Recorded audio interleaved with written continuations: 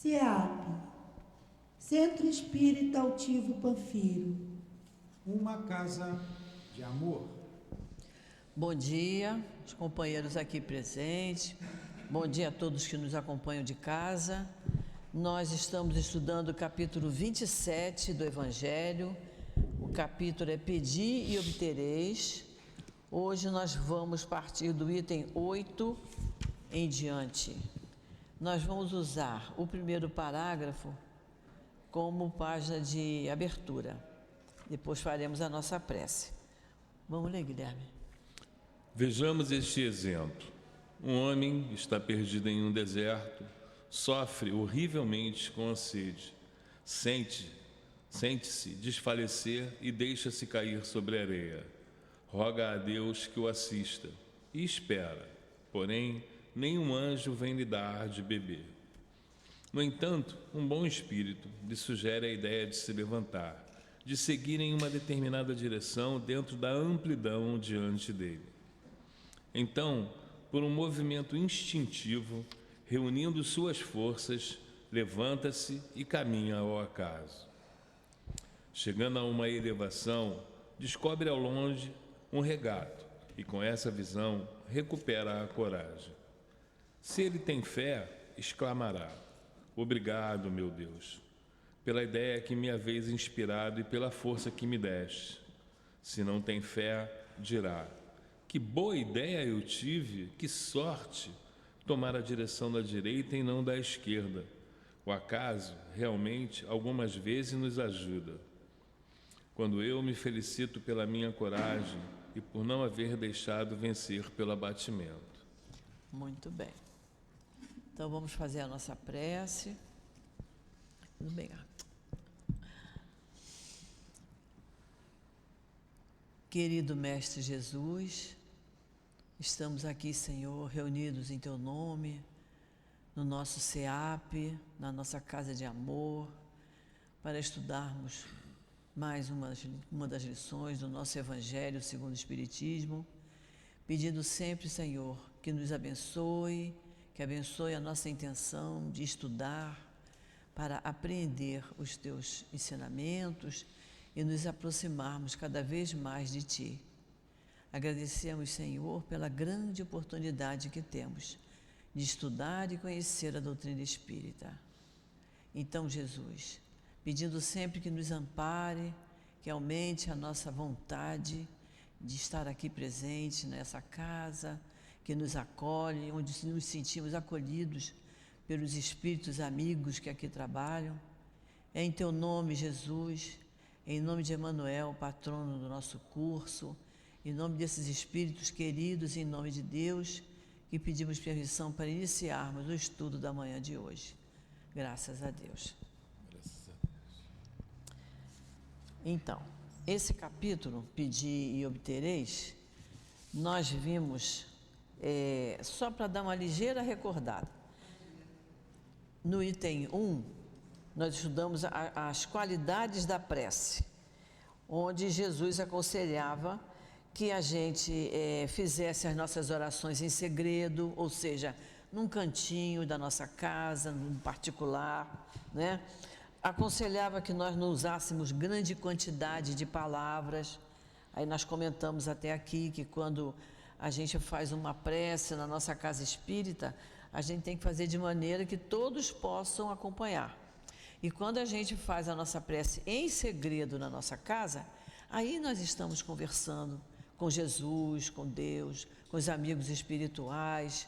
Ali a gente chora, a gente pede, a gente lamenta. É uma coisa particular nossa. Agora, quando é em grupo, a gente tem que rezar de maneira que todos possam acompanhar as nossas palavras, né? Depois, no item 2, ele contou aquela parábola que ele fala do fariseu que foi orar ao lado de um publicano, né? E o fariseu vaidoso, ele diz, né? Graças vos rendo por não ser como o resto dos homens, que são ladrões, injustos, adúlteros. Isso é uma vaidade, é um orgulho, né? Uma coisa muito, muito triste, né? E o publicano, ao contrário, ao rezar, ele diz: meu Deus, tem piedade de mim, que sou um pecador. E aí, esse item 3 termina dizendo: eu vos declaro que o publicano, voltou para casa justificado. Porque o outro, ele diz: aquele que se eleva será rebaixado, é aquele que se humilha será elevado. Então, são lições que a gente tem que aprender. Por quê? Para a gente ir cada vez mais nos livrando do nosso orgulho, da nossa vaidade, dos nossos defeitos, né? Então, depois o item 5 foi a eficácia da prece, não é? Quando ele diz que Deus nos deu a razão, a inteligência, a vontade e a atividade para que a gente fique ativo, para que a gente trabalhe, né? Estudamos o item 7, quando ele fala no segundo parágrafo: o que Deus lhe concederá, se ele o pedir com confiança, é a coragem, a paciência e a resignação. Ou seja, a gente tem que pedir para que Deus nos fortaleça em nós as virtudes que nós já estamos conquistando, certo? E hoje que nós estamos estudando o item 8, que o Guilherme leu para a gente, ele vem mostrando, né? Dá o exemplo do homem que está perdido no deserto, que sofre e sente-se desfalecer e se deixa cair na areia, né? E roga a Deus que o assista, ou seja, ele cai e fica: ó Senhor, me ajude, preciso muito da sua ajuda, mas não está se mexendo, né? Porém, não virá nenhum anjo lhe dar de beber, que seria um milagre. Milagre não tem isso, não existe isso, né? Mas um bom espírito lhe sugere a ideia de se levantar. Então, por mais que sejamos imperfeitos, os espíritos nos ouvem e nos ajudam dentro das nossas necessidades. Ele se jogou na areia, achando que não tinha mais jeito, não aguento mais, estou sem força, mas nenhum espírito veio e levantou ele, nem trouxe um copo d'água para ele, mas inspirou a ele a ideia dele se levantar, deu a ele a força para ele se levantar. Ele levanta, reunindo suas forças e caminha. E chega a uma elevação, e lá descobre, e de lá ele vê que lá embaixo tem um riacho, não é isso? Aí ele diz assim: se ele tem fé, se essa pessoa que foi intuída se levantar e descobrir o riacho, se ela tiver fé, ela vai dizer: obrigado, meu Deus, pela ideia que me haveis inspirado e pela força que me deste. Ele sente que aquilo não partiu dele, né? Ele foi ajudado, o pedido dele foi ouvido e ele foi ajudado. Mas se não for uma pessoa de fé, o que ele vai dizer? Que boa ideia eu tive, que sorte eu tomar a direção da direita e não da esquerda. O acaso algumas vezes me ajuda. E aí ele diz: quanto eu me felicito pela minha coragem e por não me haver deixado vencer pelo abatimento. Quer dizer, o que é isso aí? É a pura vaidade. Ele acha que aquilo partiu somente dele, né? Da coragem dele. E faz até lembrar aquela música do Conjunto, que eu não sei quem é: se o acaso vai me proteger quando eu estiver distraído. Isso fica só na música, né? Bom, vamos para o segundo parágrafo. Vamos lá. No entanto, poder-se-á perguntar: por que o bom espírito não lhe disse claramente: segue esta direção e encontrarás o que precisas? Ou por que não se mostrou a ele para guiá-lo e sustentá-lo no seu desfalecimento?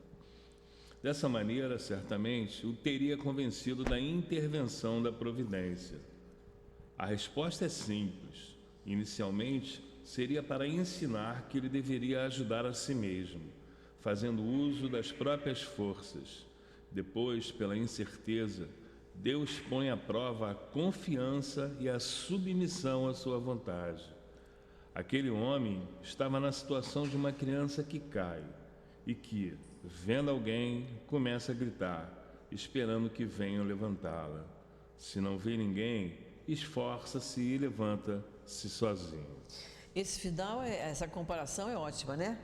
Mostrando que a pessoa que faz isso, ela tem um comportamento infantil, é o comportamento da criança, e é assim mesmo, né? A gente já observou isso, quem criou, quem trabalhou com criança, ou quem criou seus filhos, sabe disso. A criança cai, não aconteceu nada, ela cai, ela chora, ela grita, né? Mas se você fingir que não está vendo, lá para jantar ela levanta e vai resolver a vida dela, não é? Agora, se a gente ficar, coitadinha, vem cá, ela não vai parar de chorar, que o negócio é chamar a atenção. Então, essa comparação é muito boa, né? Tem que estar perguntando por que os espíritos não se mostram, né? A resposta é simples. Seria para ensinar que ele deveria ajudar a si mesmo. O título do capítulo é Pedi e obtereis. Nós temos que pedir. Pedir é um gesto de humildade. Não adianta dizer, mas Deus sabe do que eu preciso. Sim, mas eu tenho que pedir. É um gesto de humildade. E mesmo porque em várias partes do Evangelho nós já aprendemos isso, nós temos que nos mexer, né? Quando a gente passa pela porta estreita, porque a porta larga a gente entra com facilidade, mas a estreita você tem que se apertar para passar por ela, ou seja, tem que fazer um esforço. Tudo é assim. Então ele diz, Deus põe à prova a confiança e a submissão à sua vontade. Então, se você fez uma prece, você pediu a Deus para lhe ajudar, para lhe livrar daquele problema, você tem que fazer um esforço para você se livrar daquele problema. E Deus vai lhe intuir e vai dar força para você conseguir o que você está desejando. Então, é isso aí. Nós temos que fazer a nossa parte. É como nós estudamos lá no 17. Reconheces o verdadeiro espírita pelo esforço que ele faz de se livrar das suas más inclinações. Você ia falar? Nossa, isso aqui é muito lindo. É muito bonito isso, e a gente tem que entender isso. Por isso que é tão importante o estudo, né? O estudo da doutrina espírita é importantíssimo. Dona Graci, eu posso fazer uma observação aqui? Sim. Então, nesse item 8, Kardec é de uma sutileza, de uma profundidade espetacular, porque ele consegue reunir a necessidade que o corpo tem da água e a necessidade que o espírito tem da água viva, conforme ele nos relata na passagem da mulher samaritana, né? Em que a água viva, quando ele estabelece a conexão com Deus, é uma fonte inesgotável, né? De força, em função desse contato que ele faz. Mas o que é mais bonito, mais belo, por assim dizer, é essa passagem aqui, ó. Aquele homem estava na situação de uma criança que cai e que, vendo alguém, começa a gritar, esperando que venham levantá-la. Se não vê ninguém, esforça-se e levanta-se sozinho. Olha, é muito natural uma criancinha se desidratar. Por quê? Porque ela não sabe pedir, né? O número de crianças que se desidratam é muito grande porque elas não sabem pedir, né? Então, quando ela grita, ela faz a conexão com a mãe. O grito nada mais é do que a prece elevada a Deus, né? Para fazer essa conexão. Achei isso aqui espetacular. Né? É uma comparação perfeita, né? Muito boa comparação. Vamos para o parágrafo seguinte.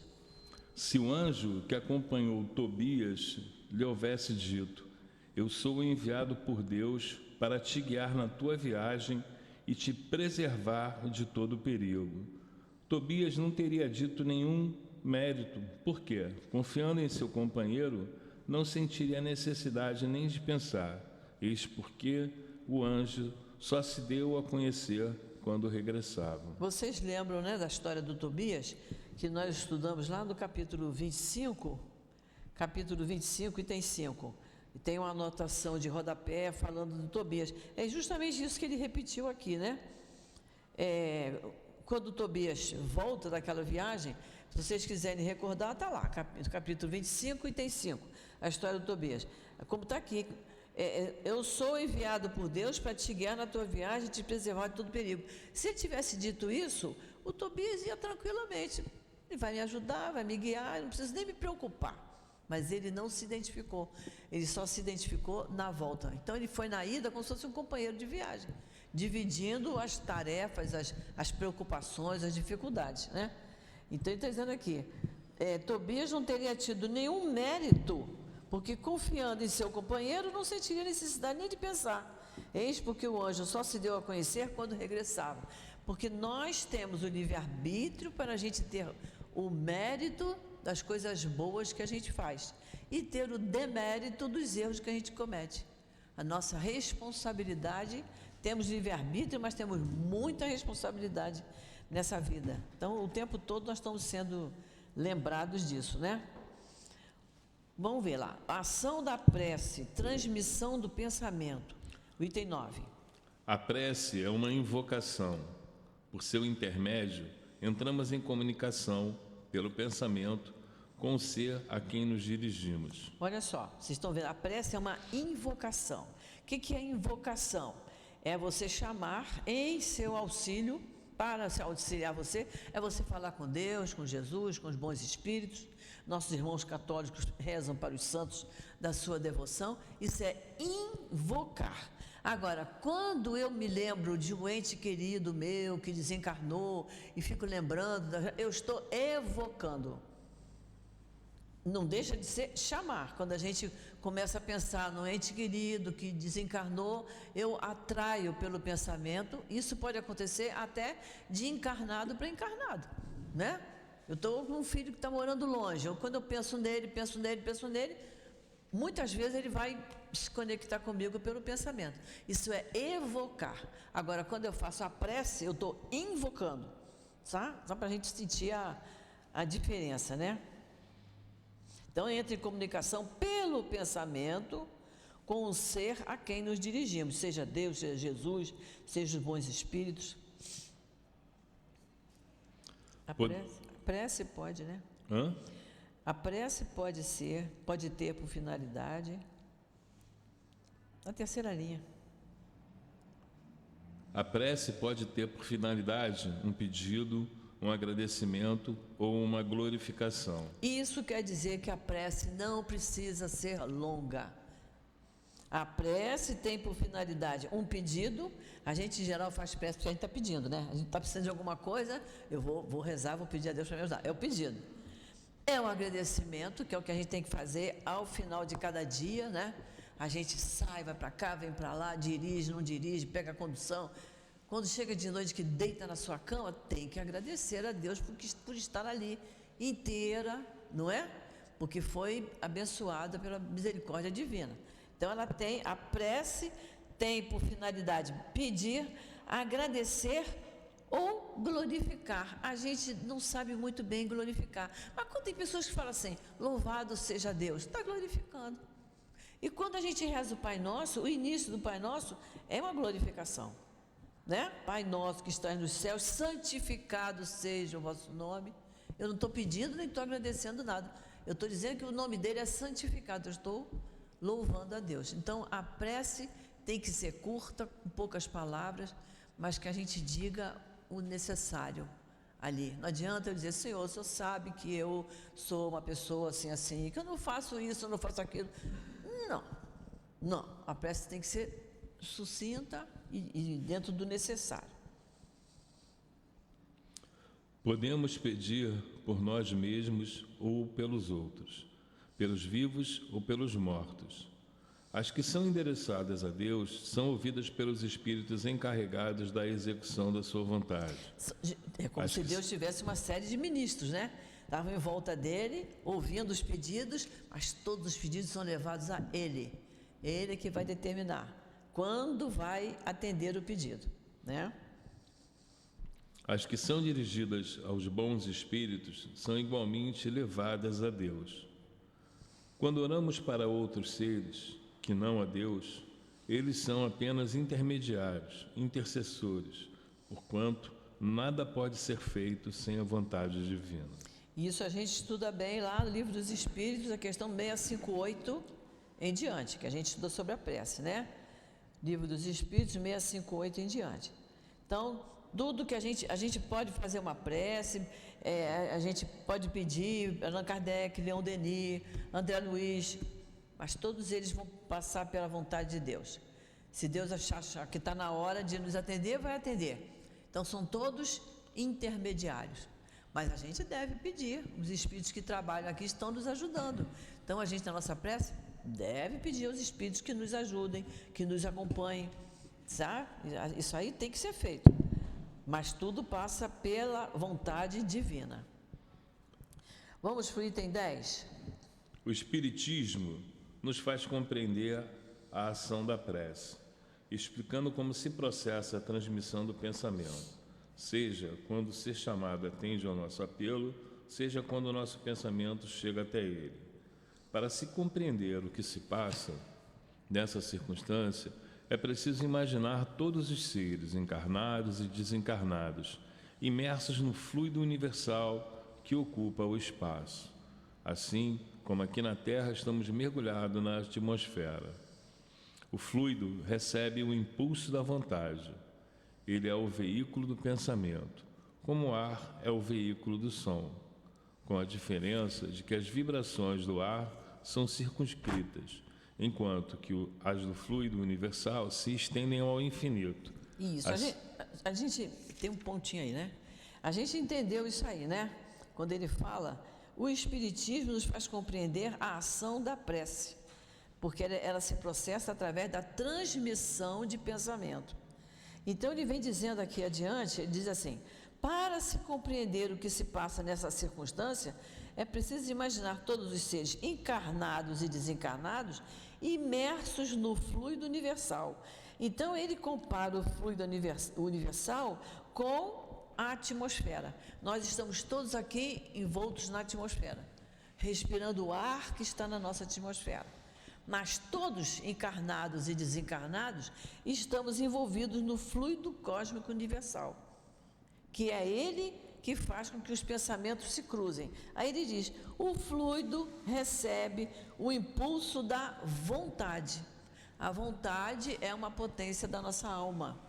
Então, quando eu digo assim, eu vou para um cantinho ali que eu vou fazer a minha prece, eu estou fazendo a minha vontade. A minha vontade é me isolar um pouquinho, que eu vou fazer a minha prece. Então, o fluido cósmico recebe o impulso da vontade. Ele, o fluido, é o veículo do pensamento. Então, vocês vejam que o nosso pensamento não tem muito a ver com a atmosfera, com o ar, né? Precisamos do ar para respirar e para uma série de coisas. Precisamos do ar, não podemos viver no vácuo, né? Precisamos do ar. Mas o pensamento, ele se transmite através do fluido universal. Então, o fluido é o veículo do pensamento, como o ar é o veículo do som. Com a diferença de que as vibrações do ar são circunscritas. Não entendo muito de física, mas eu imagino que as vibrações é como quando você joga uma pedrinha no tanque, no lago, e faz aquelas ondas em volta, né? Então, são circunscritas. E ele diz, enquanto que as vibrações do fluido universal se estendem ao infinito. É como o ar aqui, está em todo lugar. Está em todo lugar. Assim? Assim sendo, quando o pensamento é dirigido para um ser qualquer, sobre a terra ou no espaço, de encarnado a desencarnado ou de desencarnado a encarnado, uma corrente fluídica se estabelece de um ao outro, transmitindo o pensamento, da mesma forma que o ar transmite o som. Uma corrente fluídica, porque é do fluido universal. Por isso que é uma corrente fluídica. Se estabelece entre um e outro, transmitindo o pensamento. Isso é muito interessante. Uma vez, há muitos anos, assistindo uma palestra, o companheiro falou, a gente observar no sonho. Quando a gente sonha, a gente conversa com uma pessoa, nem a gente escuta a nossa voz, nem a gente vê a outra pessoa responder balbuciando, né? Então, você acorda assim, eu sei com o Guilherme, nós batemos um papo, mas eu não posso dizer que eu ouvi o som da voz dele, nem que vi a boca do Guilherme mexendo, nem a minha, porque a gente, dormindo, quem está se comunicando são os nossos espíritos, e se comunicam pelo pensamento. Que coisa interessante, né? Muito interessante e bonito da gente saber, né? Então, vamos lá. A energia dessa corrente está na razão direta da energia do pensamento e da vontade. É assim que a prece é ouvida pelos espíritos, em qualquer lugar em que eles se encontrem, que os espíritos se comunicam entre si, que nos transmite suas inspirações e que se estabelecem as relações, à distância entre os encarnados. Também acontece isso, né? Você pensa muito numa pessoa, daqui a pouco aquela pessoa te telefona, ou aparece, né? Ou você tem a vontade de ir lá e a pessoa diz, que bom, estava precisando da sua visita, estava querendo que você viesse. São os nossos pensamentos ali, na corrente fluídica ali. Essa explicação visa esclarecer principalmente aqueles que não compreendem a utilidade da prece puramente mística. Não tem por finalidade materializar a prece, mas tornar os seus efeitos compreensíveis, mostrando que ela pode ter uma ação direta e efetiva, mas que não está menos subordinada à vontade de Deus, juiz supremo em todas as coisas e o único que pode tornar sua ação eficaz. O único que pode tornar sua ação eficaz. Quando ele fala aí esclarecer aqueles que não compreendem a utilidade da prece mística, falando que há preces que a gente não entende, né? Às vezes uma outra doutrina usa uma linguagem que a gente não entende, mas eles entendem, eles sabem por que estão falando aquilo. É como se entrasse uma pessoa aqui agora e fosse fazer uma prece em alemão. Não sei se alguém aqui fala alemão, mas eu não ia entender nada, eu não ia poder acompanhar o pensamento, né? Isso que ele está falando. Vamos para o 11? Pela prece, o homem atrai para si o concurso dos bons espíritos, que vêm sustentá-lo nas suas boas resoluções e inspirar-lhes bons pensamentos. Dessa forma, ele adquire a força moral necessária para vencer as dificuldades e retornar ao caminho certo. Se dele tivesse afastado, desviando, assim, os males que atrairia para si por suas próprias faltas. Isso nos leva à questão 614 do Livro dos Espíritos, que diz que o homem só é infeliz quando se afasta de Deus. Quanto mais nós nos afastamos, mais nós vamos sofrer, né? Porque ficaremos sem rumo. Então, o homem só é infeliz quando se afasta de Deus, que é o que ele está dizendo aqui, né? Ele adquire a força moral necessária para vencer as dificuldades e retornar ao caminho certo. Isso através da prece. Se dele tivesse afastado, desviando assim os males que atrairia para si por suas próprias faltas. Um homem, por exemplo, vê sua saúde arruinada pelos excessos que cometeu e até o fim da sua vida arrasta uma existência de sofrimentos. Tem ele o direito de se lastimar por não obter sua cura? Não, porque poderia ter encontrado na prece as forças para resistir às tentações. E isso nos lembra a questão 845 do Livro dos Espíritos, que diz que não há arrastamento da vida moral. Não há arrastamento da vida moral. Nós temos sempre a possibilidade de ceder ou não ceder. Então a pessoa diz assim, eu comecei a beber porque meus amigos me levavam num bar. Não, você começou a beber porque você quis beber. É um arrastamento moral. Quando a pessoa comete um erro que compromete a sua moralidade ou a moralidade do próximo, é por vontade dele. As pessoas em geral botam culpa no outro, né? Não é isso? Eu conheci uma pessoa que com 60 anos falou para mim, eu sou uma pessoa problemática porque eu fui filha única, mas com 60 anos, continua carregando isso. Quando é que vai se livrar dessa bobagem? Né? Então, é uma pessoa problemática porque ela não tem vontade de mudar, de melhorar, de amar o próximo, né? Então, é o que ele está dizendo aqui. Não, ele não tem o direito de se lastimar, porque poderia ter encontrado na prece as forças para resistir às tentações. E é através da prece que a gente cria a coragem de se livrar dos nossos males. Mas essa questão 845 é muito interessante, que vocês releiam em casa no Livro dos Espíritos, ela é muito boa, da gente entender isso, que a gente sempre bota a culpa na situação, a culpa no outro, e a culpa com relação ao arrastamento moral é totalmente nossa, é do nosso espírito, né? Que cedeu às tentações, né? Não. Fica à vontade. Isso. Fica à vontade, tudo bem. Vamos para o 12? Se dividirmos os males da vida em duas partes, uma com os males que o homem não pode evitar e a outra com as atribulações das quais ele mesmo é a primeira causa, pela sua falta de cuidado e seus excessos, conforme capítulo 5, item 4, veremos que a segunda parte é muito mais numerosa que a primeira. Entenderam isso? Capítulo 5, item 4 é quando fala das causas atuais das aflições. Então ele está dizendo aqui, ó, os males, isso está lá no capítulo 5, exatamente assim. Os males dessa vida podemos dividir em duas partes. Aquela parte que a gente não pôde evitar, as grandes catástrofes, né? Um terremoto, um vendaval, um tufão, a gente não pode evitar, são coisas da natureza, né? A outra parte com as atribulações das quais o homem mesmo é a primeira causa. Ou seja, nós fomos os culpados, certo? Pela sua falta de cuidado e por causa dos seus excessos. Então, as causas dos males podem ser divididas assim em duas partes. Nós veremos que essa segunda parte, quando pela nossa falta de cuidado e pelos excessos, ela é muito mais numerosa que a primeira. Se nós pensarmos, olha, nós aqui, nós brasileiros, nós não passamos por esses problemas que a gente vê em outros países, né? Terremoto, nós não temos isso. Então, quando a gente tem quando a casa desaba, é porque você não construiu direito, né? Aquelas casas que o pessoal fazendo puxadinho, puxadinho, puxadinho, um dia a casa cai, porque não tem um alicerce. Ou fez num terreno que não era próprio para aquela construção, né? Ou ganhou um dinheiro e ficou pobre. Por quê? Porque ganhou dinheiro e gastou tudo. Não foi previdente. Então, são por erros nossos, cometidos por nós mesmos. São muito maiores do que os erros, aquilo que eu não poderia evitar.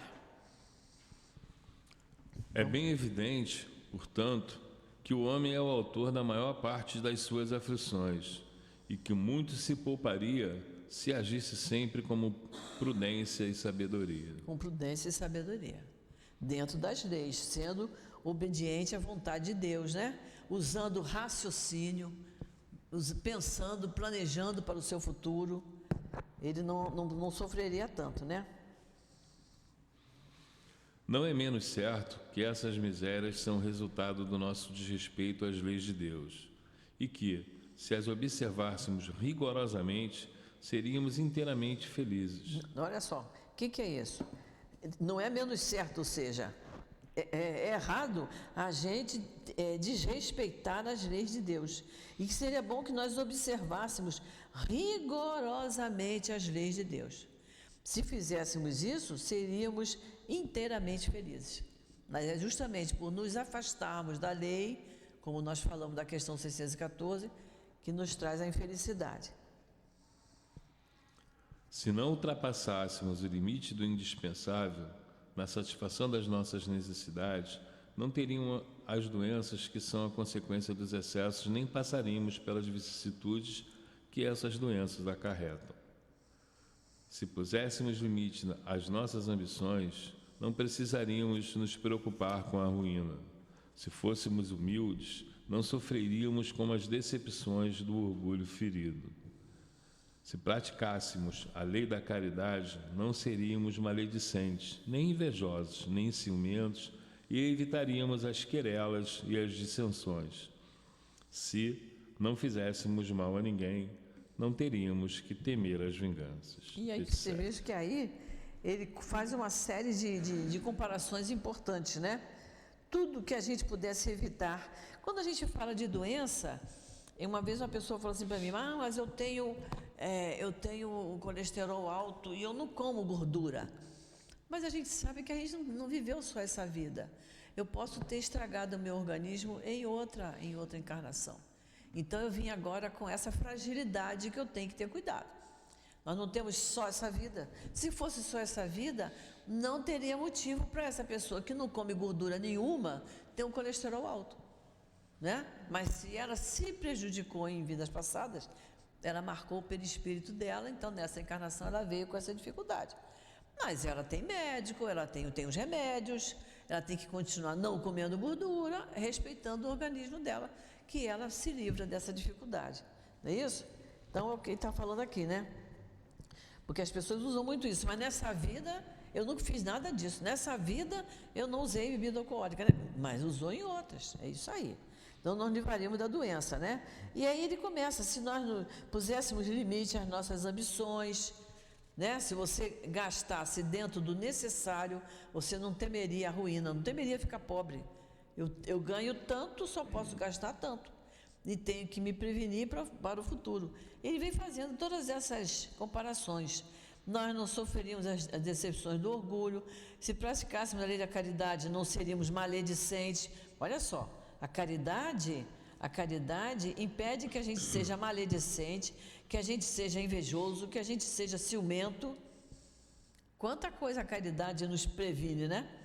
E ele diz aqui, no final não teríamos nem que temer a vingança de ninguém. Não fiz mal a ninguém, amo ao meu próximo, como Deus quer que a gente ame, como Jesus disse, como Ele nos amou, então não tem que temer.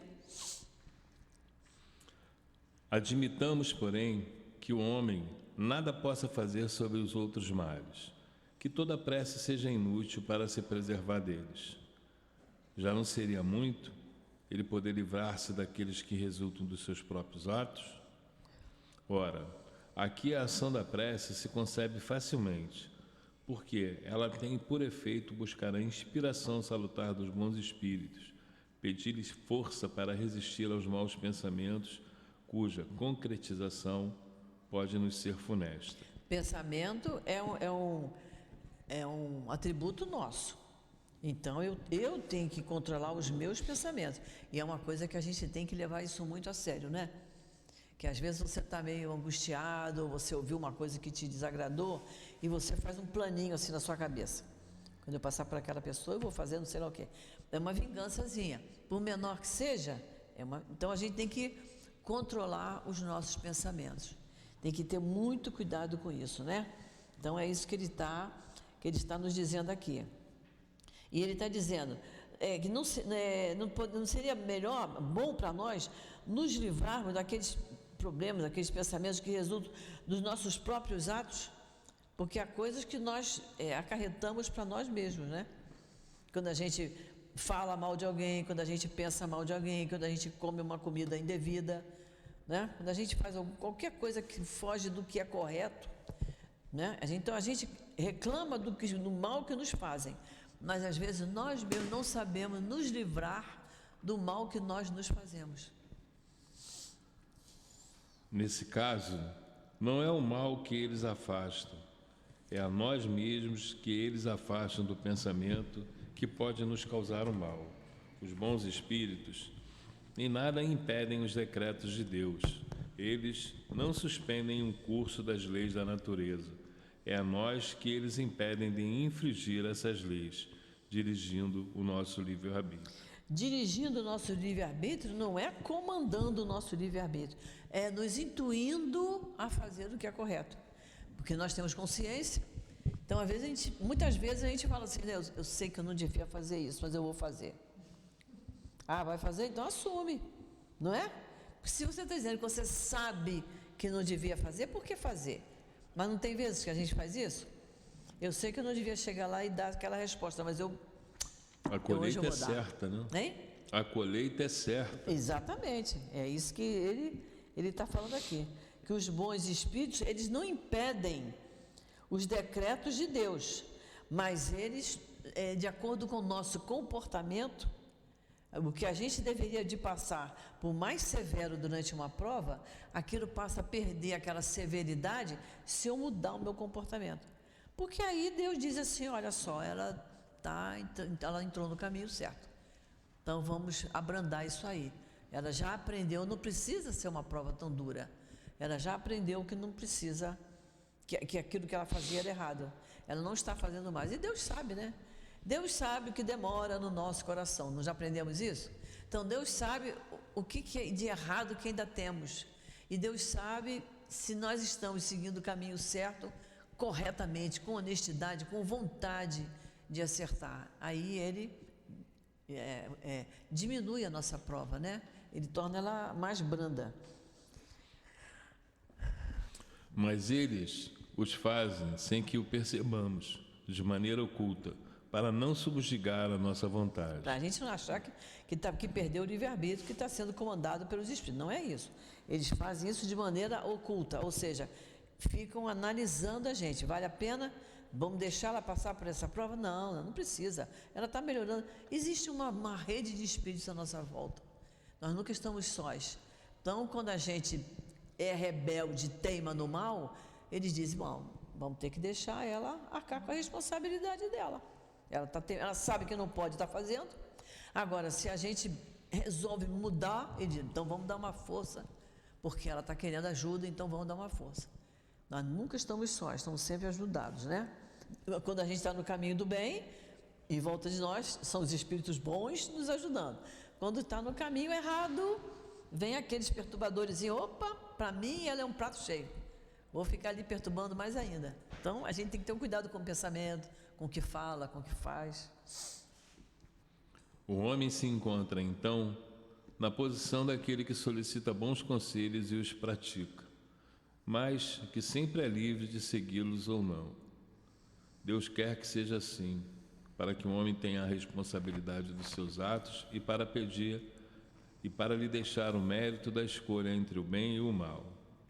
É isso que o homem deve estar sempre certo de obter, se pedir com fervor, e é principalmente nesse caso que se podem aplicar estas palavras: pedi e obtereis. Então, deixa sempre para nós a responsabilidade dos nossos atos e o mérito, ou seja, o prêmio. Se eu escolhi o caminho certo, eu vou ser premiada com o quê? Com a felicidade, com o equilíbrio, com a tranquilidade, né? E diz, e é isso que o homem deve estar sempre certo de obter, se pedir com fervor, se pedir com fé, se pedir com sinceridade. E é nesse caso que pode aplicar essas palavras: pedir e obtereis. Se eu pedir com fé, fervor e sinceridade, ou seja, se aquilo que eu estou pedindo é justo, eu vou obter, né? Agora, nem sempre você obtém na mesma hora, você vai obter no momento que Deus achar que aquilo vai ser bom para você. A eficácia da prece, mesmo reduzida a essas proporções, já não seria um imenso resultado? Estava reservado ao Espiritismo provar a ação da prece pela revelação das relações que existem entre o mundo corporal e o mundo espiritual. Mas os seus efeitos não se limitam unicamente a isso. A prece é recomendada por todos os espíritos. Renunciar à prece é desconhecer a bondade de Deus, é rejeitar a assistência que ela proporciona a si mesma e o bem que pode fazer aos outros. É muito importante a prece, né? Outro dia uma pessoa falou para mim assim: eu só rezo de noite, quando eu vou dormir agradeço a Deus porque está tudo bem comigo. Quer dizer, não pede, ela não entendeu que ela tem que pedir. Ela está agradecendo, já é alguma coisa, né? Aí eu falei para ela: pois é, mas eu de manhã eu amanheço agradecendo a noite de sono, mas eu peço. Se eu tiver que sair, eu peço a Deus que meu anjo da guarda esteja junto de mim para me acompanhar. Isso eu ainda não faço não. Eu digo, mas aí você já vai tentando, vai começando a fazer, que isso é bom, isso nos dá mais confiança, né? E acentua a nossa atenção ao que está fazendo, porque a responsabilidade é toda nossa, né? Vamos para o 13. Atendendo ao pedido que lhe é dirigido, Deus muitas vezes tem em vista recompensar a intenção, o devotamento e a fé daquele que ora, eis porque a prece do homem de bem tem mais mérito aos olhos de Deus e sempre mais eficácia, porque o homem mau e cheio de vícios não pode orar com fervor e a confiança que só o sentimento da verdadeira piedade pode oferecer. Quer dizer que Deus avalia aquele que ora, não é? Ele avalia, ele vê a intenção, o devotamento e a fé, como nós vimos lá em cima, o fervor, a sinceridade. Deus avalia tudo isso. E aí ele diz, porque é sempre tem mais eficácia, porque o homem mau e cheio de vícios, ele não ora com fervor, ele é mau, cheio de vícios, ele não tem fé em coisa nenhuma. Se ele é mau e cheio de vícios, ele não é sincero. Então, como é que fica, né? Então, só Ele diz assim, que o homem mau e cheio de vícios não pode orar com fervor e a confiança que só o sentimento da verdadeira piedade pode oferecer. Ele não tem nada a oferecer. Então, o homem mau vai rezar que nem aquele fariseu, né? Olha, eu sou, os outros aqui, tudo é o resto. São maus, são invejosos, são isso, são aquilo. O homem mau vai rezar assim. E o homem bom é diferente. Reza com fé, com fervor, com devotamento, é diferente. Do coração do egoísta, daquele que ora apenas com os lábios, só podem sair palavras, nunca os impulsos da caridade, que dão à prece todo o seu poder. Compreende-se isso de tal forma que, instintivamente, nós nos recomendamos às preces daqueles cuja conduta nos parece ser agradável a Deus, pois serão melhor ouvidas. Ele diz, e compreende-se de tal forma que instintivamente nós nos recomendamos às preces daquele. A pessoa vê uma pessoa religiosa, né? Uma pessoa boa, religiosa, que nos inspira confiança, a gente diz assim, fulano, reza por mim. Isso não impede que a gente também reze, né? Mas lembra de mim nas suas orações. Isso é tão bom, vai fazer uma corrente, né? A gente está doente, a gente vai fazer um tratamento, ou vai fazer uma prova para fazer um concurso para trabalho, né? Em geral, o pai e a mãe rezam, mas se tem uma tia, uma madrinha, uma avó, alguém, um amigo, uma amiga, não tem problema nenhum se dizer, reza por mim, fulano, porque você sabe que aquela pessoa gosta de você, é seu amigo e vai lhe ajudar. Mas isso não... Muita gente fala isso, ó, reza por mim, mas ela mesma não reza. Não é isso? Eu conheci pessoas assim. Ó, pede, eu tenho um irmão que tem um problema. Você pode botar o nome dele na caixinha lá no centro? Eu falei, eu posso, mas você devia fazer o papelzinho e você levar a caixinha lá no centro. Porque não é tão longe, você dirige, você tem carro. Fazer a sua parte, não é? Nós temos que fazer a nossa parte. E não só dizer assim, ó, Carmen, reza por mim, tá, Carmen? A Carmen vai rezar por mim e vai ficar tudo resolvido. E eu mesmo vou para o cinema, vou passear. A coisa não é assim, eu tenho que fazer a minha parte primeiro, não é isso? Eu achei bastante interessante nesse parágrafo, que ele fala do coração do egoísta e daquele que apenas dos lábios olha, unicamente saem palavras. Então você vê que em várias religiões tem aquelas preces, pelo menos eu lembro da minha mãe era católica, aquelas preces enormes, do credo, salve rainha, no sentido, mas parece que é uma coisa que no meio do caminho Então é interessante que não adianta a palavra, pode ser linda, você pode ler uma prece maravilhosa, mas se o teu coração, né, se o teu impulso de querer, de tentar levar aquilo para Deus, não adianta nada. Não participou. Vira ruído. Isso que as pessoas materialistas, egoístas, que estão assim presos eu tenho até uma certa pena, né? Porque a pessoa está ali e é porque eu rezei muito e que não sei, mas o coitado só falou palavras ao vento, né? É o problema da prece decorada. É decorada e repetida. Como se repetindo várias vezes vai ter mais efeito. Mas se não partir daqui, Engraçado que eu, quando pequeno, ficava assim, meu Deus, essa prece é linda, como é que a pessoa não dorme no meio do caminho? Eu sempre tive eu não conseguia entender essa chave, eu fui aprender isso no espiritismo. Mas assim, eu, como sempre tive muito interesse por religião, por tudo, eu falava assim, poxa, mas nos filme, né? Quando aparecia Jesus fazendo uma prece ao Pai, né, eu falava, ele fala, né? Ele põe um amor, Pai, né? Aí eu comecei a pensar, gente, mas tem que ter partir de nós, do nosso coração, né? Assim, estou falando com o meu Pai. Estou falando com Jesus. É um momento muito sério, né? É um momento muito sério. Aquele filme Ressurreição, os discípulos dizem assim, o que o Senhor está fazendo ali? Que ele estava distante no monte, ele está orando. Quer dizer, ele se afastava do grupo para ele ir orar. Olha a seriedade do momento, né? Não podemos... Agora, isso não impede que você esteja no ônibus, está uma confusão, uma agitação, e você faça a sua prece. Isso não impede, o momento ali pede para que a gente faça uma oração. Já passei por isso, uma confusão no ônibus, você ao invés de aumentar, de fazer comentários, você para ali e faz a sua oração, né? Isso não impede, mas no dia a dia nosso, né?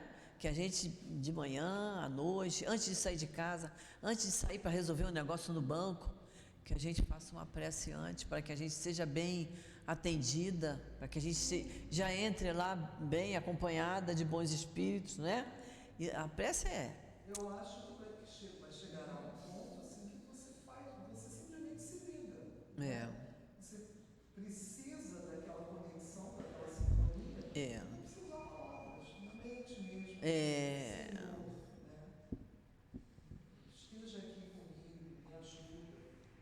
Eu acho que é uma prece. Quando você está fazendo a coisa certa, quando você está fazendo um trabalho com amor, é uma prece, né? Você está fazendo algum serviço, alguma coisa, fazendo ali com toda a sua dedicação, é uma prece. Não deixa de ser, não é? Oi. Esse final compreende isso de tal forma que instintivamente nós nos recomendamos as preces daquilo que conduta nos parece agradar a Deus. Isso é quando você pede alguém para rezar por você, né? Quando ele diz assim, nós nos recomendamos as preces daqueles cuja conduta me parece agradável, é quando eu confio tanto naquela pessoa que eu digo, reza por mim, né? A gente até pode fazer isso, nada impede, se a gente considera aquela pessoa correta para fazer, uma amiga sincera, uma pessoa amiga, mas não impede, nós não podemos deixar de fazer a nossa parte. Vamos ler mais um pedacinho? Como a prece exerce uma espécie de ação magnética, poderíamos supor que o seu efeito está subordinado ao poder fluídico. Porém, não é assim. Já que os espíritos exercem essa ação sobre os homens, eles suprem a insuficiência daquele que ora. Quando isso é necessário, quer agindo diretamente em seu nome, quer dando-lhe momentaneamente uma força excepcional, desde que ele seja julgado digno dessa graça ou que ele possa ser útil. Olha só, desde que ele seja julgado digno dessa graça. As pessoas têm as suas maneiras de orar, né?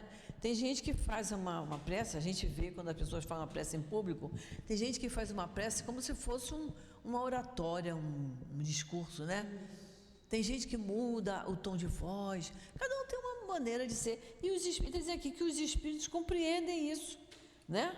Eles suprem a insuficiência daquele que ora, né? Também tem gente que está num grupo, você diz, fulano faz a prece, a pessoa faz uma prece tão baixinha que só ele escutou, mas a gente imagina que a pessoa esteja pedindo uma coisa que todo mundo esteja concordando e que esteja agradecendo aquela oportunidade que está tendo, aí a gente acompanha.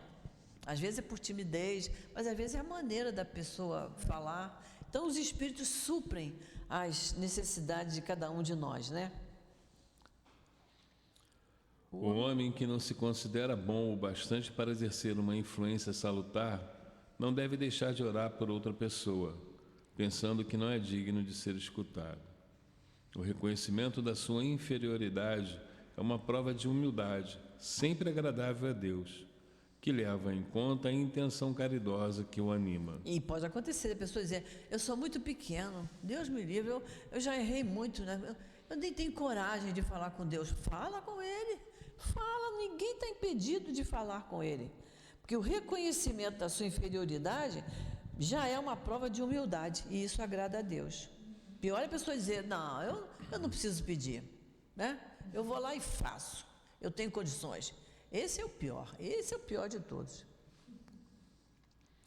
Seu fervor e sua confiança em Deus são o primeiro passo para o seu retorno ao bem, para o qual os bons espíritos sentem-se felizes em encorajá-lo. A prece que não é aceita é a do orgulhoso, que tem fé em seu poder e em seus méritos, e acredita ser capaz de substituir a vontade do Eterno. Foi isso que nós acabamos de falar, né?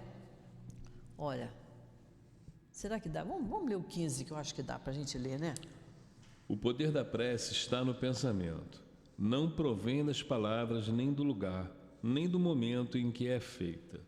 Pode-se, portanto, orar em qualquer lugar, a qualquer hora, a sós ou junto com outras pessoas. A influência do lugar ou do tempo tem uma relação de dependência com as circunstâncias que podem favorecer o recolhimento. Isso aí lembra as pessoas que quando a gente faz o culto no lar, há famílias que nem todos aceitam, né?